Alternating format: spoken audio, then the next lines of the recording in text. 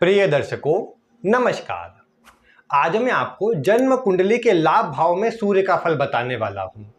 किसी भी राशि और किसी भी लग्न की कुंडली में अगर आपकी कुंडली में सूर्य लाभ भाव में बैठे हैं तो आपको कैसा प्रभाव देंगे, इसी की जानकारी आपको मिलने वाली है। ये बात तो आप सभी जानते हैं कि लाभ भाव में बैठे सूर्य बलवान होते हैं। किस लिए बलवान होते हैं? इसका सबसे प्रमुख कारण ये है कि आपका जन्म दिन के समय का है, दोपहर के पास का आपका जन्म है, तो ऐसी अवस्था में सूर्य का बलवान होना स्वाभाविक से बात है। आप देखते हैं आकाश में कि दोपहर के समय पर सूर्य अपने परम तेज में होते हैं। कुंडली के दशम भाव में जहां पर सूर्य दिग्बली होते हैं, उसके पास में होने के कारण भी सूर्य को बल अच्छा प्राप्त होता है। इसीलिए लाभ भाव में बैठे सूर्य अत्यंत बलवान होते हैं। अब इसका प्रभाव देखिए, ऐसा नहीं कि कोई ग्रह बलवान अवस्था में बैठा है तो केवल और केवल अच्छे ही प्रभाव हो गए। आज मैं आपको इसके अच्छे और बुरे दोनों प्रभाव बताऊंगा।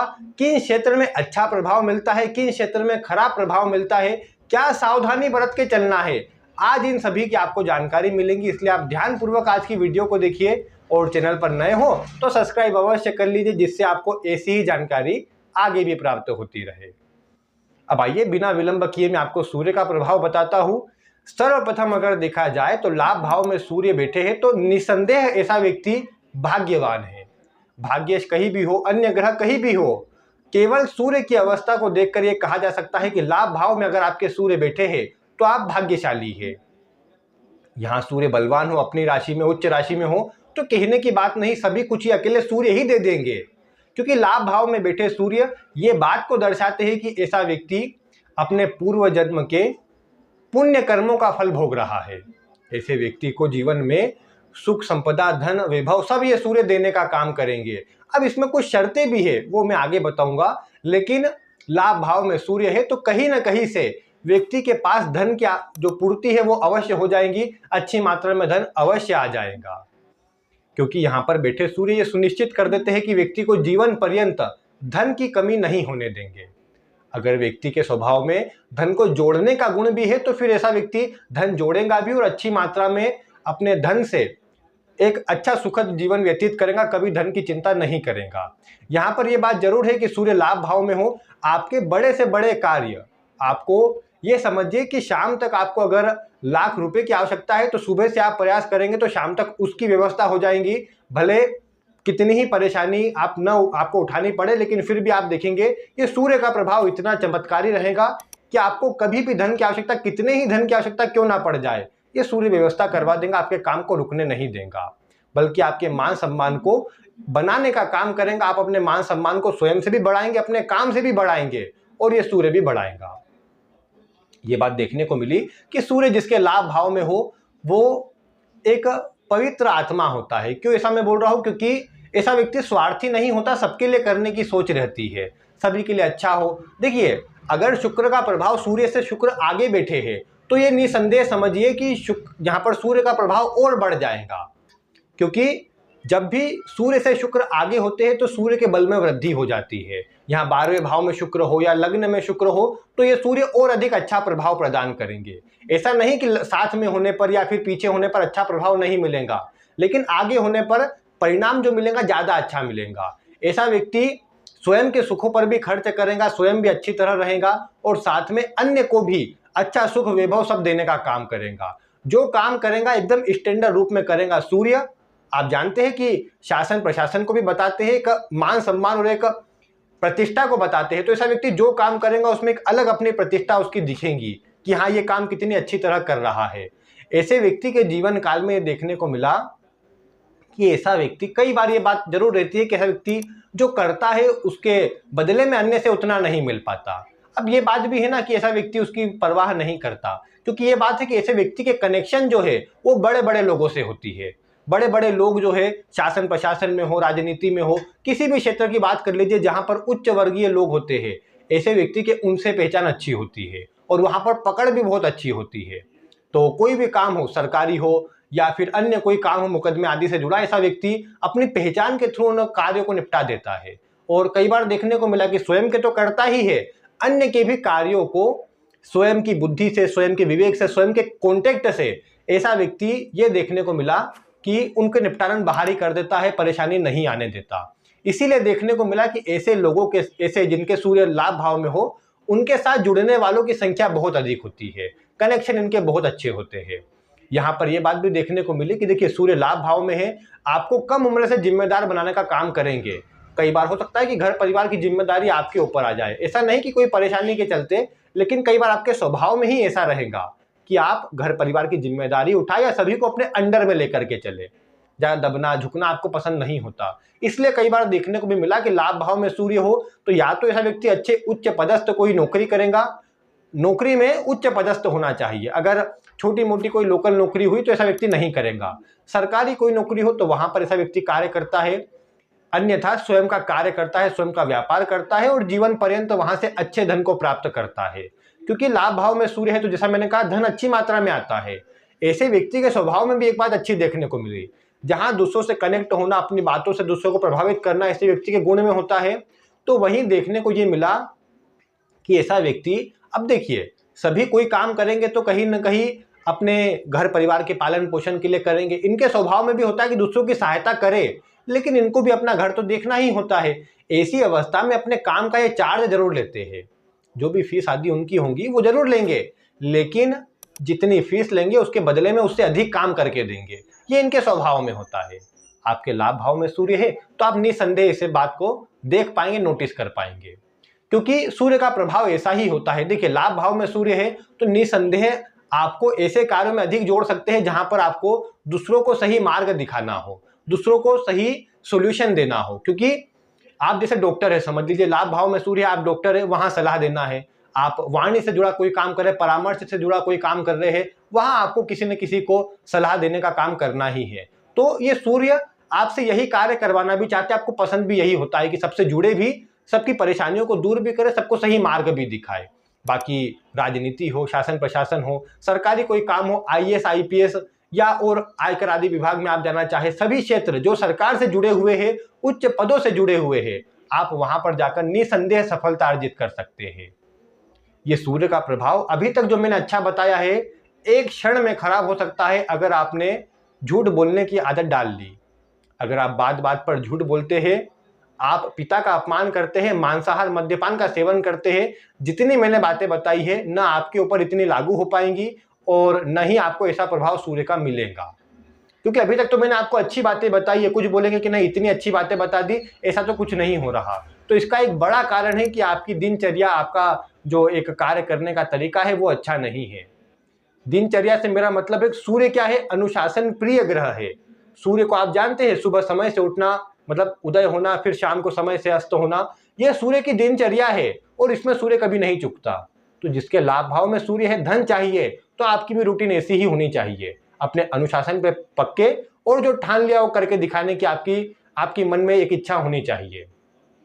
तो ही मैं बोल सकता हूं कि ये सूर्य का आपको, जैसा मैंने बातें बताई, वो प्रभाव आपको मिलेगा। क्योंकि ये बात तो है कि सूर्य अनुशासन प्रिय ग्रह है, समय से काम करने वाले ग्रह है और ईमानदारी से काम करने वाले ग्रह है। तो आपको ये सब चीजें अपने अंदर चाहिए। संभव है कि ये सूर्य आपको मतलब धन लाभ करवाते हैं, तो ऐसे में कई बार अन्य ग्रह की स्थिति के कारण, दशा आदि के कारण आप गलत मार्ग से भी धन लाभ कर सकते हैं।